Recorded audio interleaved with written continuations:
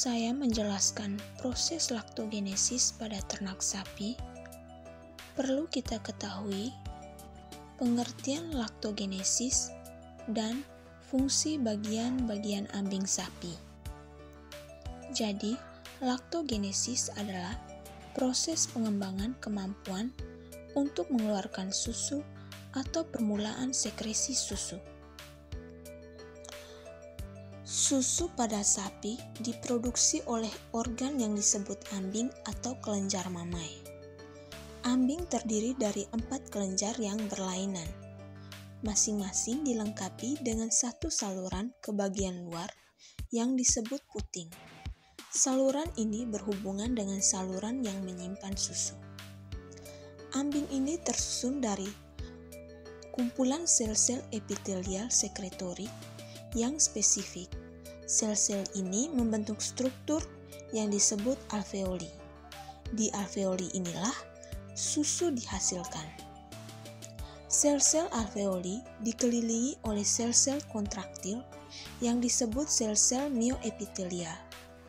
Sel-sel berkontraksi sebagai respon dari hormon yang dikeluarkan oleh kelenjar pituitari, yaitu oksitoksin. Yang berikut fungsi dari bagian-bagian ambing sapi. Yang pertama, alveolus dan lumen rongga susu memiliki fungsi yang sama, yaitu mensekresikan susu. Yang kedua, saluran susu kecil berfungsi untuk tempat pengumpulan susu dari lobul atau kumpulan alveolus.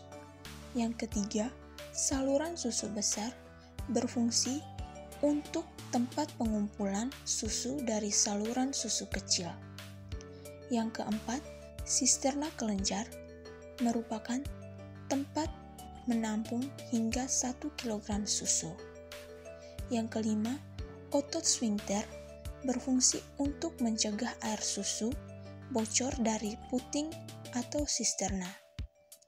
Yang keenam, sisterna puting merupakan saluran lewatnya susu dan terdapat sedikit deposisi susu.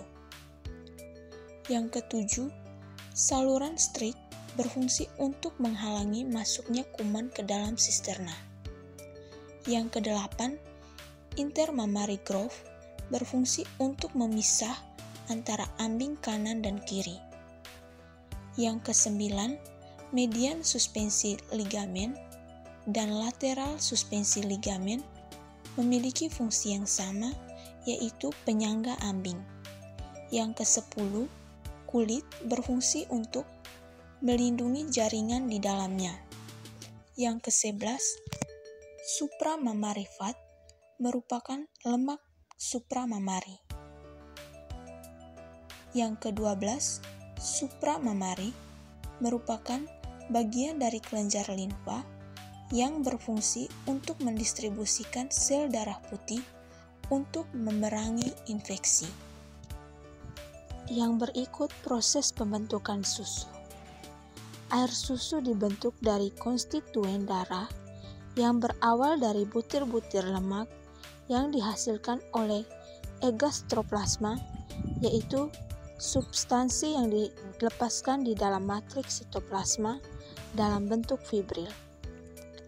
Kemudian, butiran lemak dikeluarkan dari sel oleh proses kontraksi tanpa terbukanya sitoplasma.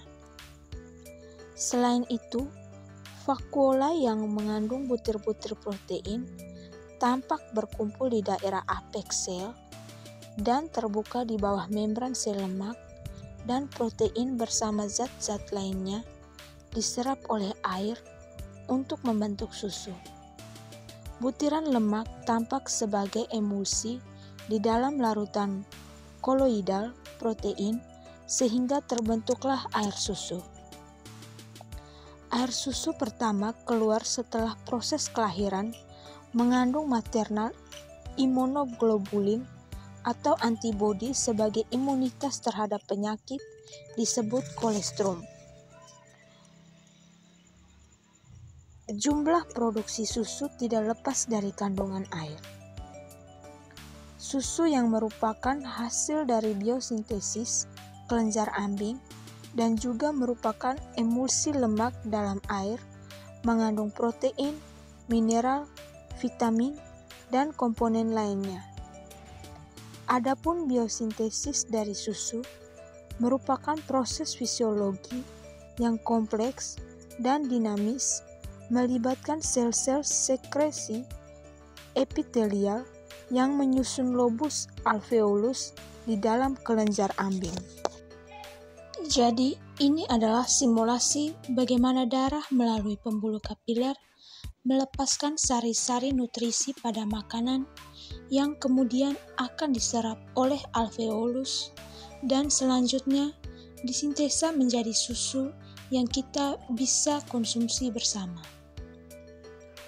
Perlu kita ketahui bahwa susu terdapat 9 nutrisi esensial, yaitu kalsium, vitamin D, fosfor, protein, niacin, riboflavin, dan lainnya. Demikian penjelasan singkat dari saya tentang proses laktogenesis pada ternak sapi. Semoga bermanfaat. The proof is in the paper. We put the good in the good in the good life. We put the good in the good.